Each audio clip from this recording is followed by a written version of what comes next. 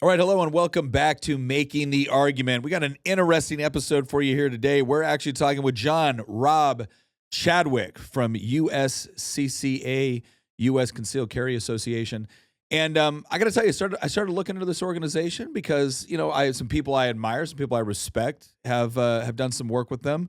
There was also some critiques I saw, and I wanted to do some deep dive and some analysis in that as well. And so we're gonna discuss all of it. We're gonna discuss all that today. We're gonna kind of figure out who these guys are, what they do. But the biggest thing that surprised me is that I had heard about USCCA, and if you were to ask me about it just on the street, like, what do you think of this organization? I was like, well, I think they provide you insurance with respect to if you're maybe like a concealed carry holder and you find yourself in a situation where you got to defend yourself, and you have you're a member of this organization. Well, these are the guys that are going to come in. They're going to help you. They're going to help you cover down on some of the legal expenses that might be associated with that. And you think about certain states. I mean, I think that's the sort of thing where you might need that in any state. But if you're especially dealing in a state where you have a district attorney or a Commonwealth attorney that has decided that they have a zero tolerance policy with respect to gun violence, and they're looking for any opportunity whatsoever in order to throw you behind bars, in order to make an example for their next election cycle, that can get expensive quick, right? And you're going to pay the tab, right? If it means giving up everything, if it means losing your voting rights, if it means going to jail, you're going to pay it. You're going to pay it. And there's not too many people walking around right now anticipating something like that or having a bunch of money in the bank account in order to be able to pull down those legal fees. So that's how I would have described him. I would have said, hey, that's enough, right? That's enough. That sounds like a pretty good organization.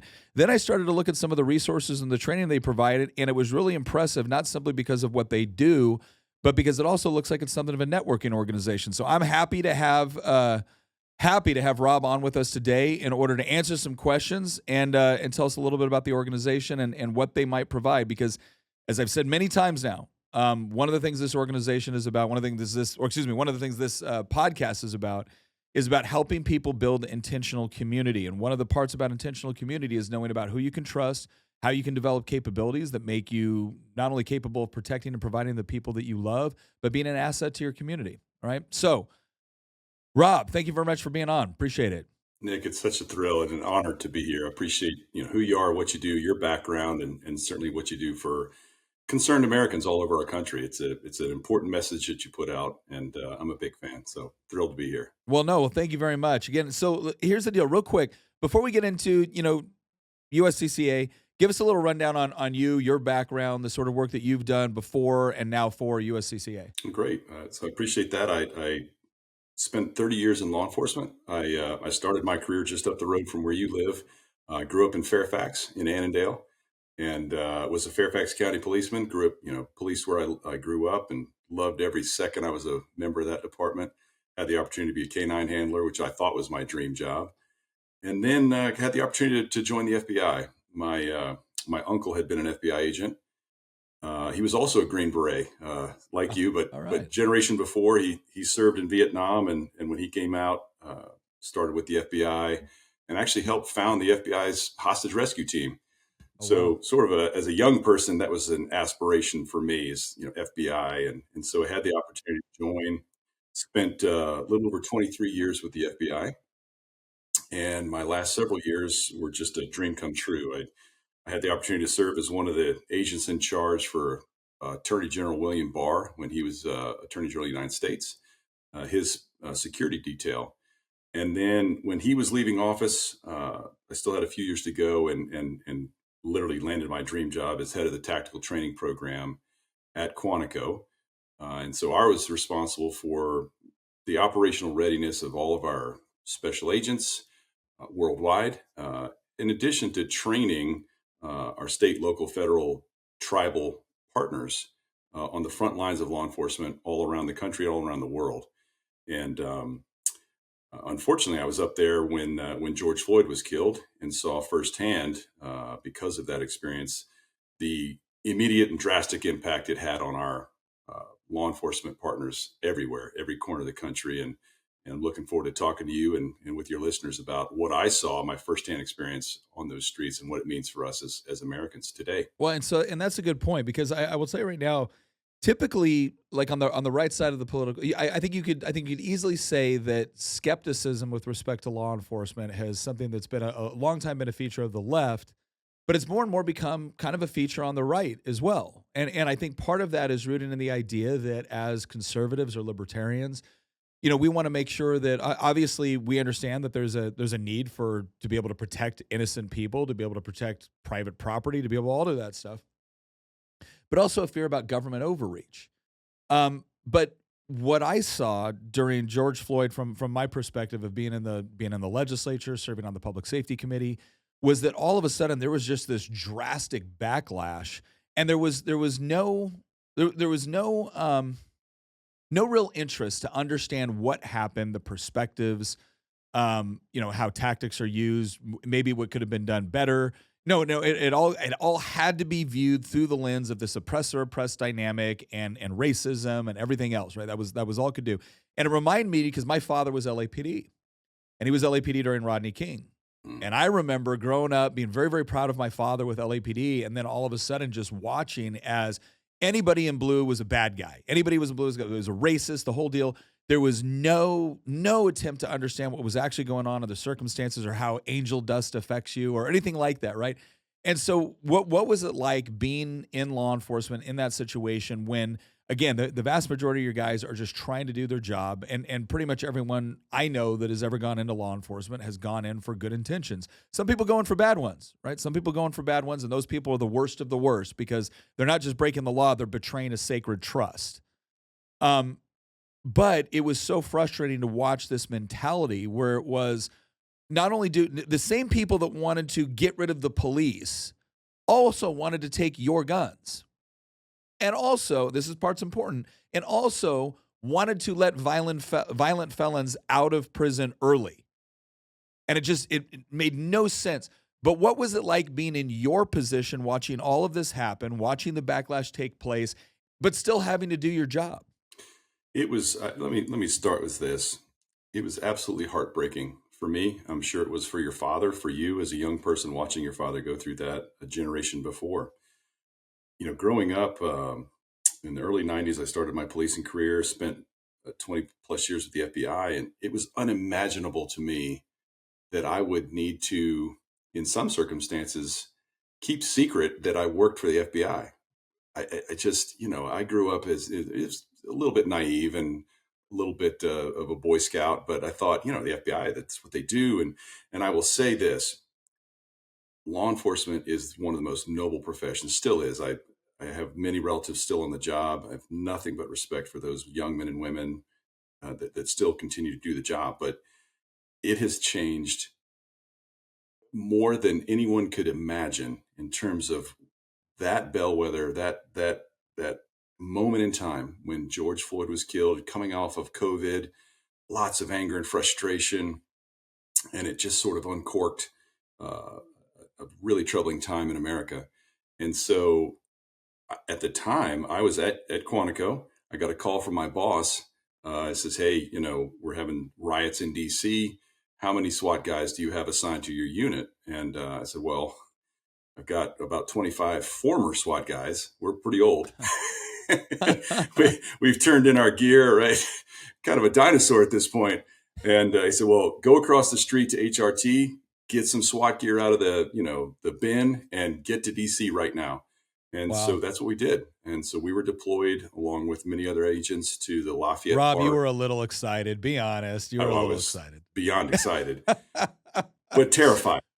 Because imagine, I'm a proud American and literally took the oath to serve and die for our fellow Americans' right to protest, to freedom of speech, and so we're asked to go down to Washington, D.C., our nation's capital, and we're wearing nothing but multicam with hard armor and, magazines for our rifles, pistols. The FBI does not do crowd control. Yeah. We're not trained in it. I was as a policeman. So here I am with my guys, block lettering, helmets, and SWAT gear with no non-lethal options and very little rules of engagement, and facing off with my fellow Americans who are exercising their right to protest. And I would, and with very little guidance, I was terrified for myself, for my guys, for my team. And here's getting towards the end of a 30-year run in law enforcement, and I could see that gone Yeah. in the blink of an eye. So it was dispiriting. And let me say this to your listeners. I'm the first to admit that the FBI screwed some things up big time. I mean, no question about it. The Peter Strzok's of the world and some of those guys that really did some things that were against the oath we took, I'll say. And I can promise you, though, the rank and file, the vast majority of FBI agents out there are some of the best people, the people you'd want to, have a beer with, live next to, lend your lawnmower to, that type of thing. A few rotten apples typically ruin the bunch. There absolutely has to be some oversight and some reformation and some cleaning up of it. As a matter of fact, that's what one of the most profound conversations I had was with Attorney General William Barr when he first took office again. So he had been Attorney General before, and as we were driving him around in his confirmation hearings, here's a guy that did very well in private practice, and put all that behind him and came back into government service, into a wholly different political climate, right? Working for President Trump, which obviously can be challenging. And so I asked him, I said, "Hey, sir, not for nothing, but why would you do this?" Yeah. The best answer I ever heard from anybody, he said, "I deeply love the FBI. I love the DOJ. I think it is flawed, and I think I can fix it." Hmm. I mean, it doesn't get any better than that. And so, unfortunately, he really didn't have enough time in office to really do the things he wanted to do and needed to do. Yeah. And then, of course, the following election sort of just swept all that out of the way. Still a troubled organization, both the DOJ and the FBI, but critical to the safety of the United States of America. We cannot tear it down. When I look at when I look at the DoD, so again, as you mentioned, I was former SF, and General Milley, former SF guy, kind of, did the bare minimum of time to get his tab and the credentials, and then moved on to go the political route that he very clearly went. But yeah, I think it's important to understand that a lot of times, you have the you have the rank and file portion of an organization, and then you have the political portion of an organization. Now, the one thing I will say is this: I tend to agree with you that most of the rank and file guys I know, to include the rank and file guys I know in the FBI, would people that would be very, very comfortable sitting around with a beer, talking about how pro 2A they are, how pro civil liberties they are, how they don't like big government, right? Like they'd be right there with you on all of it, but the concern has always been, okay, what do people do when it comes down to their paycheck, to their families, to everything else, to take care of it? I mean, it's a legitimate concern. I had this argument with somebody that I really respect, podcaster that I really respect on this. And this is one of the reasons why it's so important that you have good senior leadership, because what I've found is that really bad senior leadership can, over time, change the overall tenor of the organization, the overall culture of the organization. And the way they do it is by driving out good rank and file guys and replacing them with the sort of political yes men that you never want to be in those sorts of positions. Now, I don't think they've had enough time to do that in the FBI. They have not had enough time to do that. Thank God the last election cycle just turned out the way I wanted, because I do think that we have an opportunity to be able to go out there and clean out the problem spots, while at the same time that we foster the sort of culture that we do want within federal law enforcement. So I think that's going to be important. But I want to ask you this: so you're in federal law enforcement, you're coming up on retirement. You managed to navigate retirement without without too many major problems or anything like that as you're getting out, even though it was a very, very problematic time and a very difficult time for law enforcement. You had a lot of people within government looking to throw you guys under the bus any opportunity they got for very, very political reasons. But you get out, and what was your process from going from the FBI government service to an organization like USCCA? So I had the great opportunity to interact with the USCCA early on. I knew that I wanted to continue using the training and the experience that I had been, gifted by the government, all that training and all those certifications. I didn't want to just go mix paint at Home Depot. And I knew that our citizens were concerned, and I knew that I could help in some capacity. So some of my fellow agents that I worked with in the tactical section retired pretty much together and started a company, and we wanted to train civilians. So I needed a credential. I had never heard of the USCCA before, but a friend of mine who had been an instructor at Quantico was a training counselor, similar to what the NRA training counselor program is, a train the trainer type of thing. And I went and got certified as an instructor for the USCCA. And I was very impressed with, again, the quality of their program and their training and the support. So I became a instructor and a member because, in law enforcement, if you get involved into a use of force case or a shooting or anything like that, as long as it's covered as a justified use of force, you're going to be covered by your agency. Qualified immunity, they call it. Well, as a civilian, that doesn't exist, right? So I knew, and it hadn't even occurred to me until I heard this person talking about this self-defense liability insurance. And so I did my due diligence. I looked at USCCA, looked at several other companies, competitors out there, and I joined. And then started, teaching civilians. And through a sort of a long story short, I was approached about putting in for their director of training opening that they had recently had.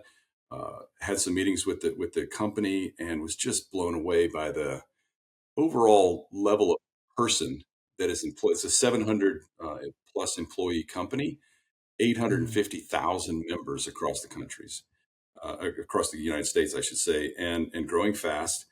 And I just saw it as such a great platform and a great opportunity to, again, help our fellow citizens understand what is important about protecting themselves, understanding the reality of the situation we're all living in, right? The fact is that post George Floyd, post defund the police, law enforcement times on average in the United States have doubled. So in the last 3 or 4 years, you call 911, it takes twice as long for the first officer to get you. And that can be an eternity. So regardless of where you sit on the political spectrum, I suspect most of your listeners are, pretty close to me. But regardless of where you sit, you're still called 911 and you're still waiting on the police to arrive. And it's going to take twice as long on average. And there are many departments that don't even participate in the data collection. So I ask people all the time, what is your plan? Okay, something happens, somebody kicks in your back door in the middle of the night and you pick up that phone and you call 911. You could get the answer that the mom in Chicago got a couple of months ago. I'm sorry, man, we have no units to send you in Chicago. Yeah. And so, it could be hours, but even minutes is a lifetime. We also need to clarify something for people. Law enforcement does not have a legal obligation to protect you. Right. And people hear that like, that's insane. I'm like, no. It actually makes a lot of sense when you think about it. Because if law enforcement had a legal obligation to protect you, then anytime you got hurt, law enforcement would be legally liable for that. That's impossible. You can't do that. There's no way to mitigate that. So what is law enforcement legally obligated to do? Faithfully execute the law, right? That's what they're there to. They're there to enforce the law. Now, the officers I know that I'm close to would put themselves in harm's way in a heartbeat to try to protect you, right? That's what they want to do. Most people I know that went into law enforcement, that was their motivation, right? They wanted to be the sort of person that you could call when the bad guy was there, and they would be the ones to show up there and take care of it. And that's why we have respect for the profession when it's faithfully executed. But we can't make them legally required to protect you. And I think it's important for people to understand that because it once again reinforces something that I think is a very critical feature of both reality and what it means to live in a free society. Nobody else, once you're an adult, nobody else is responsible for your protection. Nobody. They can't be. They can't B, you're an adult. You are first and foremost fundamentally responsible for your protection. I would argue that if you're a husband and a father, part of your job description is the protection and provision for your family. And the idea that you think you can just, or not you, but the idea that people think they can just outsource this responsibility to a government agency is mind-boggling to me. What we outsource to that government agency that we call law enforcement is the enforcement of the law and being able to have an organization that we can go to that essentially absolves you of having to seek revenge against somebody. We have a legal process by which we can hopefully attain justice. But if you think that process that we have to hopefully legally attain justice or prevent crime is somehow legally obligated or magically imbued with the ability to keep you safe at all times, you're living in la la land, right? Like that's not reality. And again, one of the things I think is important about what you're trying to do, I know what we're trying to do, and I think what I believe the organization is trying to do is to not only provide services and training, but hopefully a mindset shift into there is no way that you can ever be absolved of this responsibility for your own protection. It can't be done. It's not possible. So how do you do it well? How do you do it right? How do you do it in such a way to protect yourself, to protect the people you care about?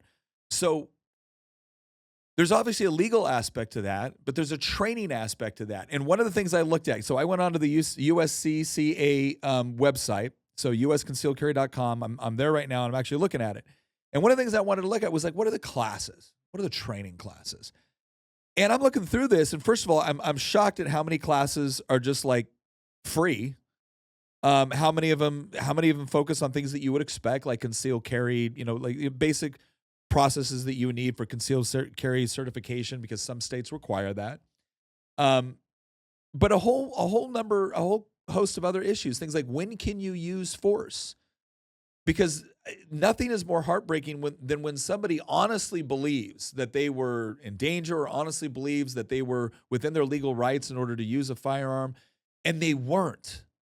And that varies state to state. So tell us a little bit about, the variety of training that is actually available through USCCA. Yeah, one of the things I love most about this company is its reach and its ability to get into the far corners and the neighborhoods and have our instructors. So we have a network of over 8,000 instructors certified by the USCCA in our curriculums, various curriculums. And the best part of the magic really happens is when we have someone who is trained and knowledgeable and in a pragmatic, responsible way conveys information to someone who is genuinely interested. Okay. Yeah. And so, the ask for someone to go to another person and ask them, how do I protect myself? How do I protect my family? That's almost an intimate question, right? It's a very fundamentally important question. And so, one of my jobs that I am responsible for with the USCCA is training and certifying our instructors. And the most important thing there is to recognize that responsibility and that obligation, that opportunity to first uh, help that person, whoever it is that you're talking to, understand just the reality. Okay, it starts with mindset. You must understand, just like you were talking about, Nick. The reality is, whether or not you accept it or not, it doesn't matter. The reality is, you are on your own for a certain amount of time before the authorities get there, if they ever get there. And so, what are you going to do? All right, so you start with that. And then it is, okay, what am I willing to do? What am I able to do? And as you know, with your background in training, and anytime a person is faced with a sudden existential threat, that unless they have prepared for it mentally, they are going to shut down. That is Yeah. physiological. It's just the way we are. And Very so, few people choose fight over flight. yes, and we've seen it. I've seen it personally. Unfortunately, my unit, when I was assigned to the FBI in South Carolina, we responded to the shooting at the Mother Emanuel Church in Charleston, where the 9 people were murdered. And that crime scene in 30 years of law enforcement was the most heartbreaking crime scene to me, because it was so apparent that that as most people will do, you just freeze. There were dozens and dozens of shell casings on the floor of that church, and almost nobody moved. And so I want to share that lesson that, that's been learned, unfortunately, too many times. We must understand that you will freeze. You will not be able to rise to the occasion. You will be overcome by events unless you have prepared mentally first. And so that discussion happens. What does that mean? It's usually very simple. And then we move on to the training piece of it, right? Okay, is a gun right for me? What type of gun? What type of ammunition? There's all sorts of questions. And to be a trusted, pragmatic, um, reasonable advisor is the most important thing an instructor can do. And so these classes are an opportunity to interact with somebody who has that training. We try to make them free. Again, you just enter your zip code on the website and it'll tell you. As a matter of fact, I'm going to one tonight. I do try to do like the undercover boss thing every once in a while. And my favorite part about going to those things is to see my fellow citizens coming together, every walk of life, race, creed, color, age, and they're just concerned. And Yeah. they also are looking for a little bit of fellowship. There's generally some discussion afterwards, like-minded people just asking questions, which is, incredible. It's so American, and to be part of a little part of what enables that is the best part of my job. No, and when I'm looking at the classes right here, so like just give everyone an idea. Firearm essentials in VL concealed carry, excuse me, firearms in Virginia concealed carry. That's over in Manassas. Develop a personal and home protection plan. This is another one too, where you have some people that will look at this and be like, "Oh, you really need to do this, or you're just trying to be an alpha male." It's like, okay, but when something bad happens, do you want to be the sort of person that can actually protect your family, or do you want to be the sort of person that everyone else reads about on the news, either because you couldn't do it or because they're all dead? Like, I mean, I'm sorry to put it that bluntly, but I think it's a little bit ridiculous and disingenuous when the same people are saying, well, I only want responsible gun owners. Well, this is how you become one. That's A exactly responsible right. gun owner is not just someone that knows how to store it correctly or shoot at a range. A responsible gun owner, especially for someone that actually looks at it for self-defense purposes, knows how to operate within a self-defense environment. Right. And like you said, that isn't sitting there with the Weaver stance at the range, gently shooting off around every 10 seconds. And so, or what's another one? NRA marksmanship simulator training, how to identify a public threat, when you can use force. Right? That's a pretty good thing. Here's another one, intro to outdoor first aid. Right? So the reason why I like this and the reason why I wanted to bring this up is because we're talking about courses. I will see a lot of people to say, Nick, I'm really concerned about my country. I'm really concerned about my community. And then I'll see other people like, I want to be able to look, do you have capabilities? Do you actually have the capabilities that you're talking about a scenario, right? Or you're talking about when things could potentially get bad. Or you're watching Antifa burn down a city and you're like, man, if that came to my neighborhood, it's like if that came into your neighborhood, what? You could do something about it, or you would hope you could do something about it. And so being able to develop skill sets and capabilities which are useful, not because you're going to use them necessarily every day, but to your point, the reason why organizations like HRT or the SWAT teams or Special Forces ODAs or SEAL teams or whatever, the reason why they're so good at what they do is because they spend so much time training for scenarios. And the amount of time we train in scenarios that will most likely never happen, even in a combat zone, right? You're training for that worst case scenario. That's what makes them the best, right? That's what makes them so incredibly tactically proficient. And so being able to develop these sort of capabilities, I think is good for a number of reasons, not just for dealing with the crisis situation, but also for confidence. I talk to young men a lot, and young men are like, they're struggling. Like, how do I be a man? They used to be so obvious because we didn't have so many fatherless homes, or because we didn't have situations where the culture was working overtime to try to convince men and women that they were helpless, or men that they were bad. And when you have positive ways that people can go and develop training and capabilities, it adds that level of confidence that I think is so essential in a free society. No question about it. Now, nothing is more dangerous to sustaining a free society than incompetent people, because incompetent people are afraid people, they're scared people, and they're constantly looking for someone to tell them what to do. And politicians are very, very happy to fill that role for you. Very, very happy. Well, I had the great opportunity to serve as my son's Boy Scout leader for his entire childhood. And, I didn't know what I was doing. I had some training background, but I was a dad. I was concerned. I had some other concerned dads, and we did the best we could. And the best part about that, and my son is now a commissioned Marine officer, and he looks back at that experience as a Boy Scout, where we would take him out in the woods once a month. And the only promise we made to the other parents was, your son will still be alive when we get back. That's it. They're going to be wet, miserable, could be bleeding. Hungry, cold. Yeah. Yeah. But, we made it a safe place for them to fail, some opportunities to lead. And sadly, the Boy Scouts of America is an organization that's just been, emasculated and neutered over the last 20, 30 years. But I'll tell you this.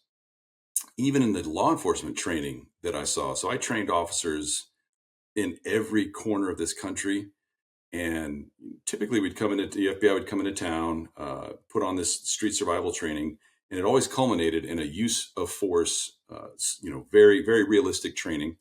And then we would have the officer give us a debrief. Okay, why did you do that? Why did you shoot that person or not? I was astounded at how many officers, including FBI agents, who could not recite their own department's deadly force policy. So the guidelines that they are constrained by, they couldn't even recite it. And so what a feeling as a law enforcement officer to not know. Now you're a citizen, and maybe you bought a gun. We've had millions of Americans purchase a gun since COVID, and which is a great first start. But as you said, that confidence and that lack of initiative to understand the legal constraints, and therefore that confidence in using it is going to cause you to hesitate. And time is the most critical element in any crisis. And if you're hesitating, you're going to get hurt or killed. So let me ask you about that. So again, I think conceptually the whole idea and the training courses that you guys provide are pretty impressive, right? And again, covers down a lot of different areas. And it looks like some scenario based training, which I appreciate. What let's go over to the legal side real quick. What does it mean to have access to the sort of support and insurance associated with USCCA? What exactly does that mean? So if a member joins, if you go and join the USCCA right now, you are added immediately to the USCCA's self-defense liability insurance policy. I believe it's the best in the business. I encourage any gun owner to at least research SDLI, do their homework. If you don't have at least one conversation about that, you're missing the boat, right? So self-defense liability insurance is for a legal, justifiable use of force. It does not have to involve a firearm. So you could defend yourself with a golf club or your fist or whatever. As long as it's a justifiable legal use of force in self-defense, the USCCA will cover you unlimited criminal defense, right? So no cap on what we'll spend to defend you. I want to say it's $2 million in terms of civil liabilities, 250,000 in bail bonds coverage. We have red flag law coverage now. So if your neighbor or a family member, uses a red flag law against you to say, hey, listen, and that's one of the things that deeply concerns me about red flag laws is, while they may be well-intentioned, the abuse is constant, right? It is easily a violation of your Second Amendment rights, your Fourth Amendment rights, and I would even argue it's there in some way to kind of depress your First Amendment rights as well. So it's this idea that we would have this entirely separate legal process that doesn't go through the typical due process that you would anticipate is absurd. Yeah. It's funny. I got in a fight with a legislator over red flag laws where he's like, "Well, Nick, but surely we need something." I said, "Well, we do. It's called a warrant process. Right. You can do an investigation, do a warrant process." And he's like, well, yeah, but in these situations, like, okay, what other situations do we want to infringe upon essential civil liberties in order to expedite, the government's concern? And why do you not see a problem with somebody potentially launching false claims, especially when you have a magistrate or you have a Commonwealth attorney? Because that's what most people don't understand is you don't even got to be a lawyer to be a magistrate, right? And I'm not saying you should have to be. What I am saying is that we're in a situation where now you have a magistrate, which actually in some ways have a lot of power, in other ways have very little. But it's kind of this unique legal position, this unique position of authority. And if it's a magistrate in an area that is very, very anti-gun, I promise you, they're issuing the red flag because all the incentive there is for them to issue it. Because if you do so, if they bring up a complaint to your magistrate and you do something bad and they didn't issue the red flag, well, then now all of a sudden they were deficient in their duties. If they do issue it, nobody's ever going to blame them for overreach. Nobody's ever going to blame them, especially in some of these deep, counties where they're very, very anti-gun. And so it is a huge issue. Well, you're the Commonwealth of Virginia is a classic example of state law and then local law, right? So I was a Fairfax County policeman in the early 90s. Fairfax was a pretty deeply conservative area, and it is unrecognizable now. So if you were to get in the exact same type of situation in, say, Roanoke or somewhere, Central Virginia, it's a wholly different experience than you're going to have in maybe Fairfax or Arlington or Alexandria. If you end up in a situation where you have to defend yourself in Madison County, Virginia, you're going to encounter a sheriff and a Commonwealth attorney that is going to come down there, and they fully respect and recognize your right to be able to defend yourself and your property. And that's the attitude, that's the mentality they will go into it. Now, if you broke the law, you broke the law. Right. You go up to Fairfax with a George Soros sponsored Commonwealth attorney, that guy's looking for an excuse. At the same time, that guy is refusing to prosecute people regularly breaking crimes because it doesn't fit within his criminal justice reform mindset. He's looking for excuses to hammer you because you're a gun person. And that's what makes this important. But let me ask you a question. Since we're in Virginia, let's talk about a controversial one, right? Because this happened in, I think, Loudoun County, Virginia, and that's Alan Coley. So Alan Coley was a member. Is a member. Got into a situation, right? And then there was a lot of criticism that, like, you guys abandoned this guy. All right. So, and people can go on there, they can read the comments and stuff like that. They can look at it. Give me your guys' perspective on what happened. So it was such an interesting time for me because I was just coming on with the USCCA when all of this was happening. Actually, this predated me coming on, but the sort of the controversy around it started bubbling up. So for those of your listeners who may not be familiar with it, so Alan Coley is a member of the USCCA and was at a mall, I think at a food court, picking up some food, and a rather infamous YouTuber, one of these clown guys that likes to provoke people, pretty big guy. Stupid YouTubers. Yeah. Very provocative, and I think he also had like a bodyguard with him or a film guy, comes up to Alan and starts provoking. And you can Google it, it's still on YouTube. Really getting really not listening to Alan, who's telling, leave me alone. I have no idea what you're doing, and ends up in a self-defense shooting. And my understanding of, because I looked into this, like, what is going on, guys? This is crazy. So Alan, from the scene of the shooting, calls the USCCA. All right. So the police are called, the rescue squad's called, police are on the way. Alan calls the USCCA. And, when you're a member, you get a card with a phone number, and we have a 365 day a year, 24-hour day hotline. So calls the crisis hotline, gets to a call taker, and he says, "Hey, Alan Coley, here's my member number. I've been involved in a self-defense incident at this mall." And then the police arrive. And so, of course, communications are terminated. Alan's arrested and sort of drops off the radar. Now, my understanding that, we reach out, we obviously try to call back, no answer. We call Alan's listed emergency contact, and several times get nothing. Yeah. eventually, and I think the point of contact was his dad. Dad finally calls us back. There's a conversation. We can't figure out where he is, where Alan is. And long story short, Alan ends up getting hooked up with a Commonwealth's attorney, defense attorney. And there's been a ton of, it kind of cracks me up having my background working with police department and oh, why would anybody ever use a public defender? Well, I can assure you that public defenders are some of the most experienced litigators. They have hundreds of cases, and in this case, thousands. And so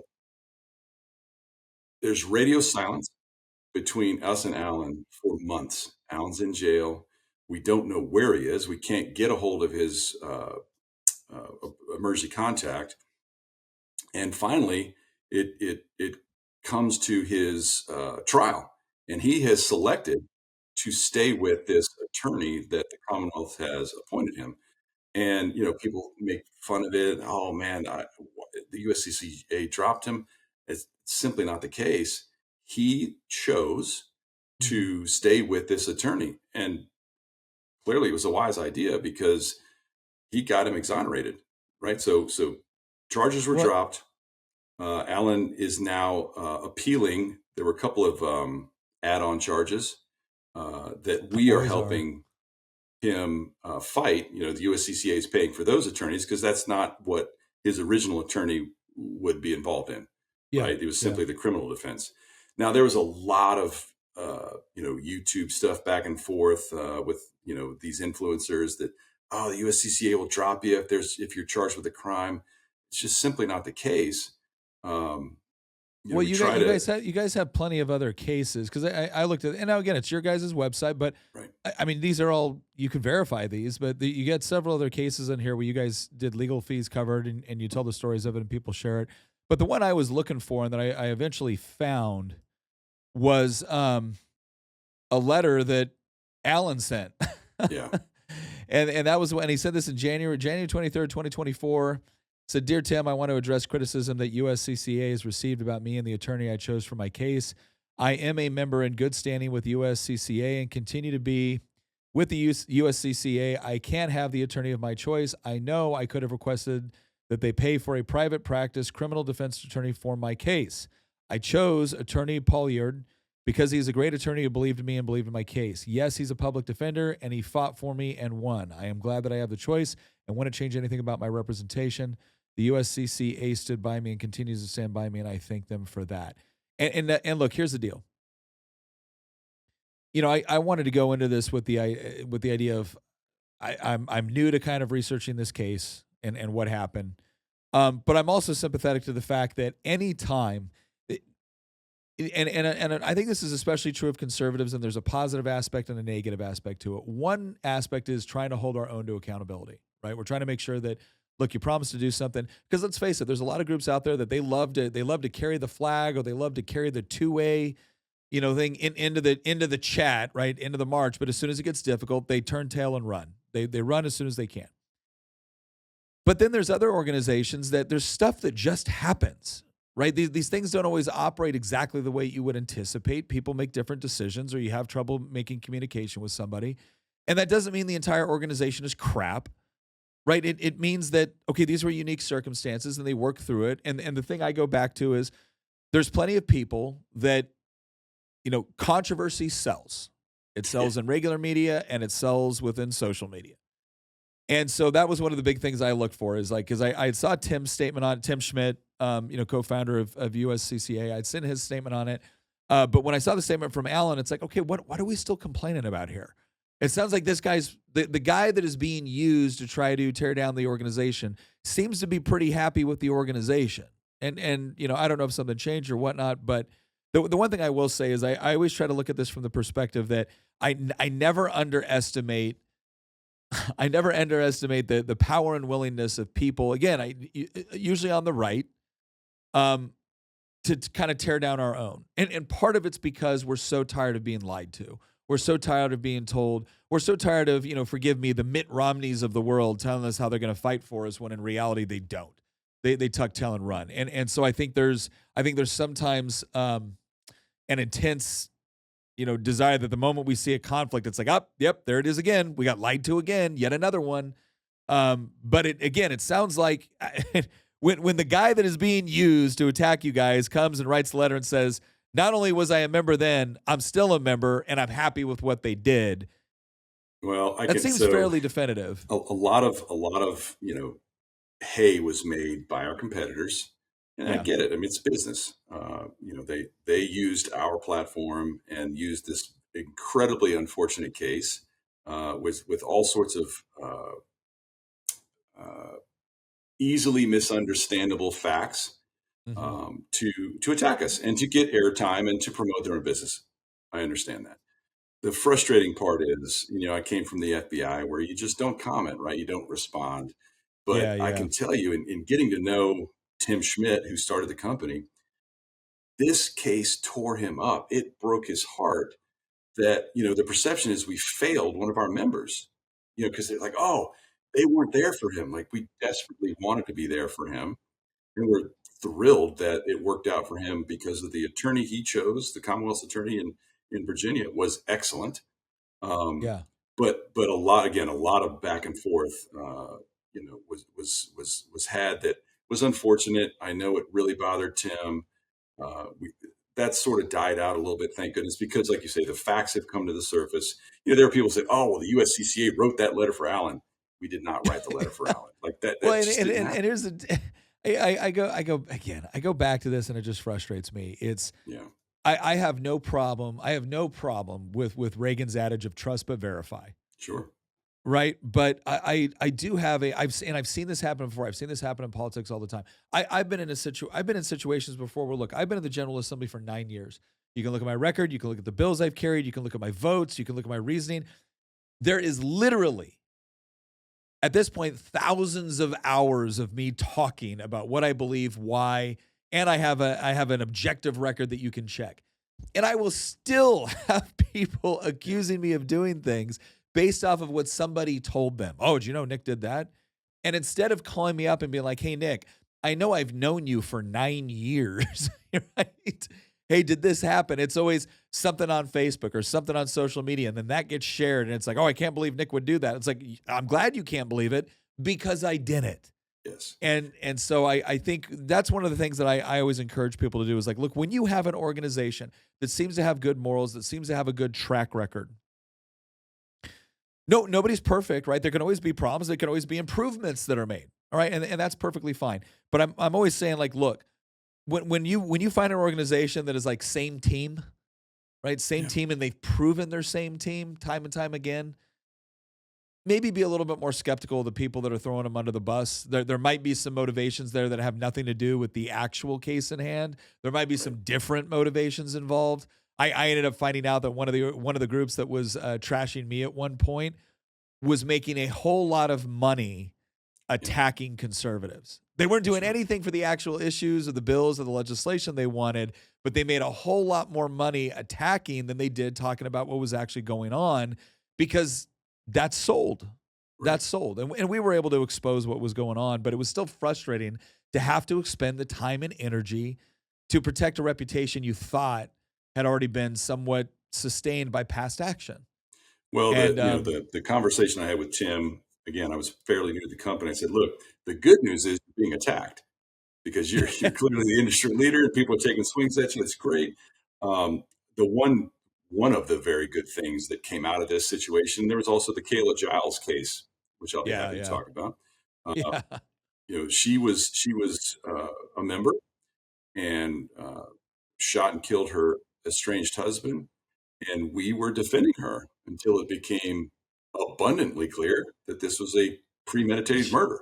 And she murdered him. Yeah. So, I don't know if everybody understands this, but an insurance plan is a contract, and if you violate the contract, the insurance is no longer a place. So, for instance, if I get a life insurance plan and I tell them I've never smoked a day in my life, and then I die of lung cancer that was obviously brought on by smoking, they're not obligated to pay out.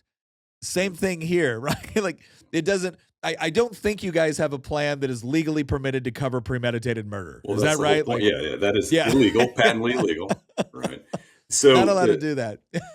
those episodes obviously were challenging and got lots of high profile coverage. The good news is we focused internally on, all right, maybe the language, which a lot of hay was made about the language in our contract. So we went back and changed that language to make it so crystal clear Yeah. about what the contract does and means and says. May put it in layman's terms. We've constantly evolved. We're actually on 15.0 now in terms of the iteration of the contract and the membership and what all that means. And so I'm super excited for that to roll out here soon. Always looking to improve the product, make it better. I think there's just so much value there that I'm proud to be part of this organization and work with the people that I do. Well, look, I think, like I said, I'm very happy at the latest election results, and I hope that's going to actually, manifest in good legislation as well as maybe changing the culture in some of the federal agencies, institutions, bureaucracies that we have. Maybe eliminate some of the ones that should have never existed in the first place. But by the same token, the one thing that I know I always emphasize to people time and again, regardless of who wins elections, regardless of who might be president, who might be controlling Congress, whatever it is, intentional community is important. And intentional community starts with you finding like-minded people that share your values that you can depend upon in an uncertain world. In fact, the way you actually bring greater certainty to the world is not necessarily through elections. It's actually through those intentional communities with people with shared values that you can depend on in a crisis. That you can depend on when it really counts. And again, you don't foster those sort of relationships after the crisis has taken place. You foster it beforehand. And in fact, I would argue that one of the best ways to prevent crisis is to actually plan, train, and be prepared for it, because you're much better at identifying what goes on. You're much more likely to operate the way that you should when something dangerous or unexpected happens. And I think when it comes to things like self-defense, like responsible gun ownership, like responsible use of a firearm, and then the other classes that you guys are providing as well, whether it's just about understanding various scenarios, understanding what happens after a crisis event, doing first aid and things like that. These are the sort of areas where you can not only and develop capabilities. And look, we should always be developing capabilities. Always. You never stop doing that. The moment you stop doing that, you die, right? Develop capabilities. But you're also fostering a network, Mm-hmm. right? If you're showing up to one of these classes with USCCA within a local area, and that's one of the things I love. I went right on there. I plugged in my zip code, and the next thing I know, 12 classes show up that are all within about an hour and a half, 2 hours of me. Those are the sort of things where I can go. I can develop capabilities, but I can also find other people that are thinking about these things, that are concerned about these things, that I wouldn't be surprised probably share similar values on a number of issues. So, Rob, and kind of like closing here, tell us a little bit about where can we learn more about, where can our audience learn more about USCCA, what you guys do, the various training, and where can they follow things on social media? You guys actually have a really robust YouTube page as well. So tell us a little bit about all that. Yeah, we've got YouTube and all the various social media channels. USCCA.com is the place to go for, the sort of one-stop shop for all the consolidated training, both online and in person. Enter your zip code. It'll steer you to everything we've got available coming up. The thing I want to talk and close out with, I'll leave your listeners with this. I did 30 years in law enforcement, had incredible training, both at Fairfax County, which is a well-founded county, and then at the federal level. I was a member of the SWAT program my entire career. I was a sniper. I was on protection details, had incredible armor, weaponry, other agents that were trained.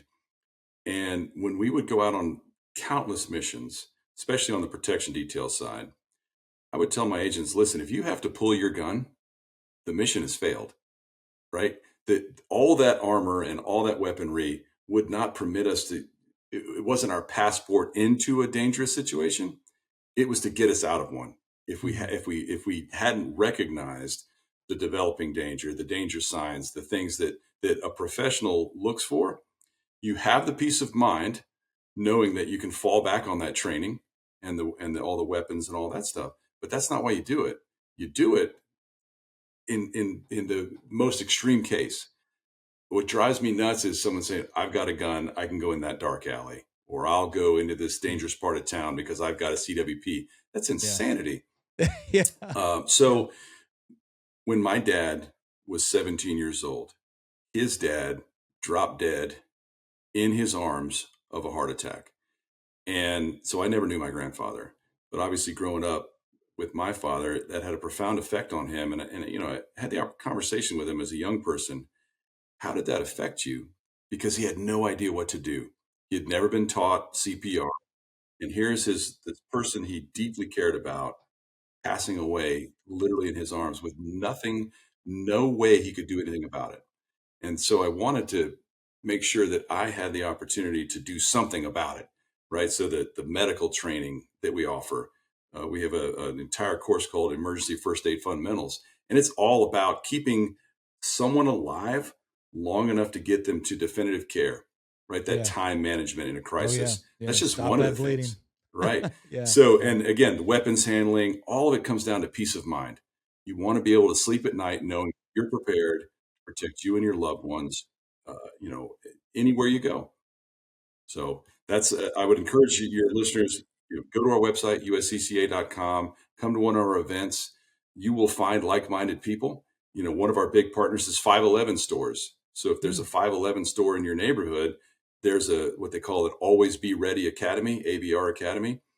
All of that training is powered by the USCCA. So it's just such a great platform for us, and such an honor to be able to help our fellow citizens in this uncertain time. Well, Rob, thank you very much, man. I appreciate you sharing kind of your story, your background, the work that you guys are doing. And again, we encourage our membership to go check it out. Go check it out for yourself. Go take a look at the various skills that are offered, the various training that's offered, the insurance programs that are offered. And again, I think there's also the big thing I would tell people is I think there's a networking opportunity here. No doubt. That's the best part about it. Yeah, I'm increasingly, that's one of my big things, man. You know, 5 years ago, I didn't know what homesteading was. And now I'm really into it, not because I'm especially good at it, although I'm getting a little bit better on certain things, but because I love the people and I love knowing the people that I can help with maybe skills that I have and also receive help from like-minded people that have skills that I don't. And so I think that's a great opportunity. So go ahead and check that all out at uscca.com. Again, they're easy to find on YouTube and social media as well. And they've got a lot of good YouTube training videos and also kind of some scenarios and cases that they've gone through and things like that as well, if you're interested. So check all of that out. Rob, thank you very much, brother. I appreciate it. Nick, thanks for the opportunity, and thank you so much for what you do. That the message you put out there is critical, and as evidenced by the election, there are a lot more of us out there than people want to think about. So thank you. Yeah. It turns out we're not all garbage. All right. So once again, thank you very much for joining us, and we will see you next episode.